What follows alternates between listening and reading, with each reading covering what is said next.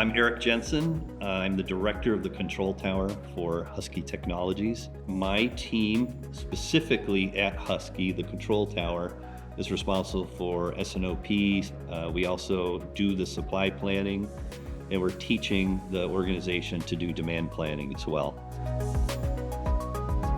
When Lead DNA came along and I could start looking ahead at future shortages, not that the information wasn't already in our ERP, it just couldn't be extracted or understood. That was a monumental day for us.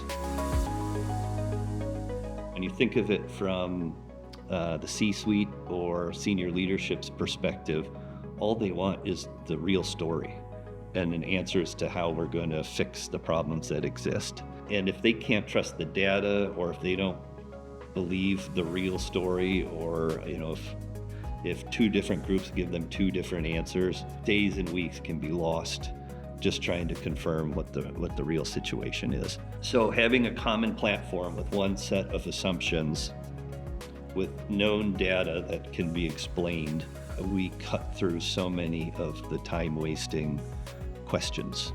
That gives our senior leaders confidence in us that we know what we're doing. It gives them time back that was previously lost in unfruitful meetings, and frankly frees them up to focus on the real problems. And it gives us a fighting chance to answer the problems.